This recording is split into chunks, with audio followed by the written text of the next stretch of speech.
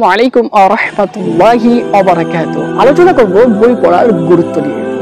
যে চায় তার ইমারতকে উঁচু করতে, তার উচিত হবে তার ভিত্তিকে মজবুত করা। আর যে চায় জীবনে বড় কিছু অর্জন করতে, বড় সাফল্য অর্জন করতে, তার উচিত বই পড়ে পড়ে নিজ ভিত্তিকে মজবুত করা। বই পড়া হচ্ছে বুদ্ধির ব্যায়াম স্বরূপ। ব্যায়াম যেমন শরীর স্বাস্থ্যকে সুস্থ রাখে, ঠিক অনুরূপভাবে নিয়মিত বই পড়লে মস্তিষ্কের কার্যকারী ক্ষমতা বাড়ে এবং মস্তিষ্ক হয়ে ওঠে শক্ত নয়। মানসিক চাপ কমানোর অন্যতম এক উপায় হচ্ছে নিয়মিত বই পড়ার অভ্যাস। নিয়মিত বই পড়লে চিন্তা শক্তি, দক্ষতা বাড়ে, স্মৃতি শক্তিকে করে উন্নত এবং শব্দ ভান্ডার বৃদ্ধি করে এবং লেখার দক্ষতা বৃদ্ধি করে।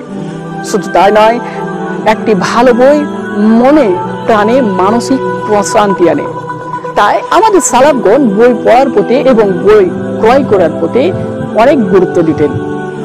খাতিব বাগদাদি তিনি সামদ সফর করার সময় প্রায় 3 মাসের মধ্যে টিকা লেখা সহ 100টি মোটা মোটা বই পড়ে শেষ করেন।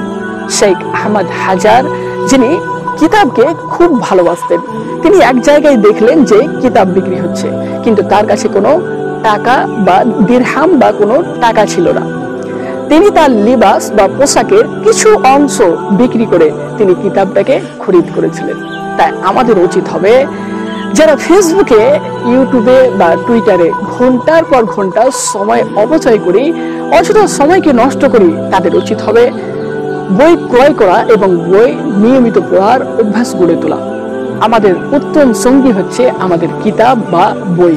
বই হচ্ছে এমন এক আত্মীয় যার সঙ্গে কখনোই ঝগড়া বা মনোমালিন্য হয় না। কাজ না করলে বুদ্ধির বৃদ্ধি লাভ হয় না। তার একটা হচ্ছে নিয়ন্ত্রণ, চিন্তা, গবেষণা করা। দ্বিতীয় হচ্ছে